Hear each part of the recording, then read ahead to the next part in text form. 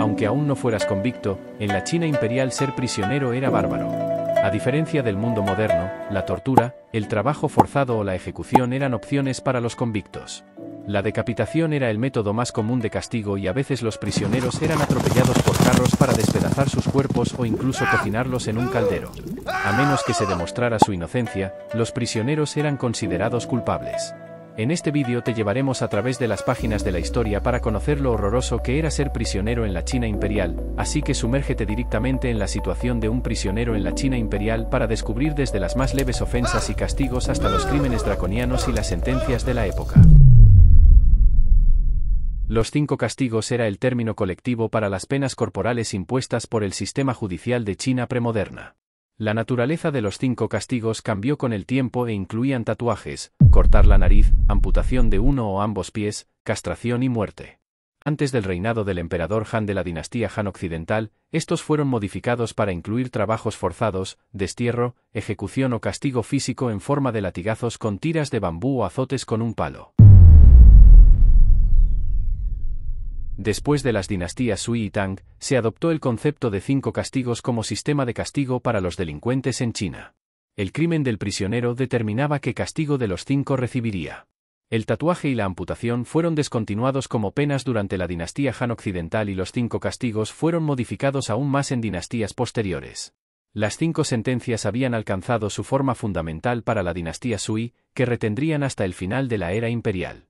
Durante la dinastía Sui, los 5 castigos se habían expandido para incluir golpizas leves y severas, trabajo civil, deportación y muerte por estrangulamiento o ejecución. Había muchos grados de castigo dentro de cada pena. Un prisionero condenado a ser golpeado con un palo ligero recibiría uno de 5 grados de castigo, dependiendo de la gravedad del crimen, de 10 a 50 golpes. Incluso el destierro tenía grados, los criminales con delitos más graves tenían que viajar más lejos. Esto puede sonar inusual dado que el estrangulamiento, en el que el verdugo enrollaba una cuerda alrededor del cuello de la víctima, era un procedimiento violento y prolongado, pero la decapitación se consideraba peor que el estrangulamiento en términos de ejecución. A diferencia del estrangulamiento, la decapitación requería simplemente un buen barrido de espada, pero se consideraba una forma más humillante de morir en la cultura china. Mientras que bajo la dinastía Tang, los primeros 2 métodos incluían azotar al delincuente con una vara delgada de 3 pies y medio en los muslos y nalgas de los criminales. La próxima categoría era el castigo punitivo, que podría durar de 1 a 3 años. El destierro era la cuarta pena. Los criminales eran exiliados a 1000 millas de distancia y se les obligaba a la esclavitud. Tales castigos eran por casarse con no chinos o robo. La pena más severa era la ejecución bajo la dinastía Tang. 144 delitos fueron castigados por estrangulamiento y 89 por decapitación de varios tipos. Los delitos de las 10 abominaciones se clasificaron en 4 categorías. La primera categoría incluía delitos contra el emperador, como amenazar con rebelarse. La negligencia médica caía en esta categoría, especialmente si el médico no trataba al emperador. La siguiente categoría incluía delitos de traición, que incluían cambiar de lealtades, asesinato de funcionarios gubernamentales o traición al gobierno. Según los historiadores, los Tang mataron a 200 funcionarios que cambiaron de bando y planeaban luchar contra el emperador. Los delitos contra la familia caían bajo la tercera categoría. Matar a un miembro de la familia, venderlo como esclavo o no dar suficiente ayuda a un miembro de la familia anciano caían dentro de esta categoría. Los jefes del hogar tenían la última palabra. Era común que un padre golpeara a su hijo, pero el niño podría enfrentarse a la pena de muerte si golpeaba a su padre. Las leyes contra la brujería y el envenenamiento se incluyeron en la última categoría de abominaciones. También hubo consecuencias para numerosos asesinatos. Lin Chi, muerte por 1000 cortes. El Lin Chi, a menudo conocido como muerte por cortes o muerte por 1000 cortes, se remonta al siglo X.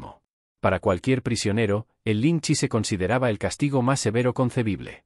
Solo aquellos que cometieron los peores delitos del país, conocidos como las 10 abominaciones, fueron castigados de esta manera. Estos crímenes incluían traición, escisión, asesinato de niños, asesinato de esposos, revuelta y magia, entre otros. El Lin Chi generalmente estaba compuesto por 8 cortes corporales, aunque podrían ser más. Los cortes se hacían primero en la cara y luego en las manos, pies, pecho y estómago. Por último, el corte final era la decapitación o un corte en el corazón. La razón de tal castigo brutal era destruir la vida después de la muerte del delincuente. Tortura para la confesión. Toda la investigación y el proceso legal en la ley china eran rigurosos. Los testigos y los acusados se inclinaban frente a un oficial durante todo el juicio y se cuestionaba a los acusados. Si los convictos comenzaban a evitar las preguntas, el oficial ordenaba inmediatamente la tortura. Inicialmente, la tortura era bastante básica y directa. Los brazos de un prisionero o un testigo reacio se envolvían alrededor de un poste y luego se les golpeaba repetidamente mientras mantenían su inocencia. Sin embargo, en los juicios criminales, el cuestionamiento destinado principalmente a obtener la confesión del acusado se convirtió en la forma principal de prueba en la corte. En resumen, era común usar la tortura para extraer confesiones.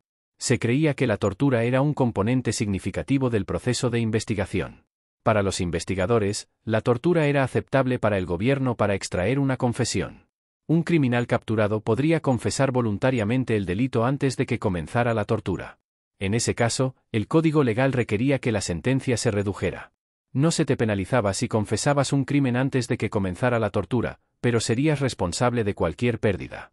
Además, si confesabas un crimen y luego se demostraba que eras culpable de uno menor, no serías responsable del crimen menor porque estabas siendo castigado por los mayores. Los criminales incluso solían enviar a alguien a las autoridades para confesar en su nombre. Había varias excepciones en situaciones de asesinato, lesiones corporales o daños a la propiedad que no podían repararse. Dado que la mayoría de los prisioneros se negaban a confesar, los tribunales se veían obligados a imponer la tortura. La humillación social por marcas de crimen era el objetivo de la ley criminal, imponiendo los principios confucianos y la moralidad para establecer una sociedad bien ordenada, y las leyes se consideraban un componente importante de la estructura moral de la civilización.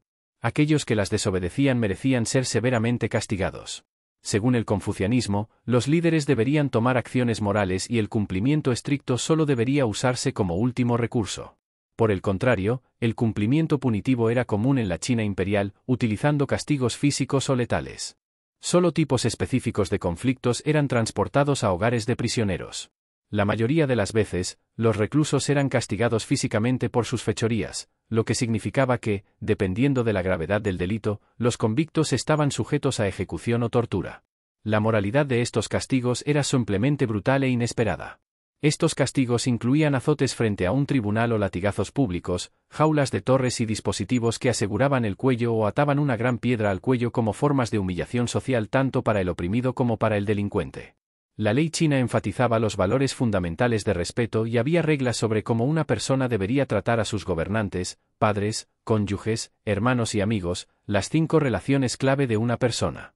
Este sistema tenía diferentes castigos para diferentes convictos, y los prisioneros serían castigados según su relación con el oprimido. Un prisionero en la China imperial que cometiera un crimen contra una persona mayor enfrentaría un castigo más severo que el mismo delincuente contra una persona más joven. Además de eso, si un niño acusaba a su padre de un crimen, el joven era castigado junto con su padre para enfatizar la importancia de violar la piedad filial. Había excepciones si se trataba de traición o rebelión contra el gobernante. Las prisiones de hoy serían consideradas instalaciones de 5 estrellas en comparación con la condición de los prisioneros en la antigua China. Gracias por ver el vídeo. Si te gustó, echa un vistazo a otros vídeos históricos en nuestro canal. No olvides hacer clic en el icono de la campana para no perderte temas tan interesantes.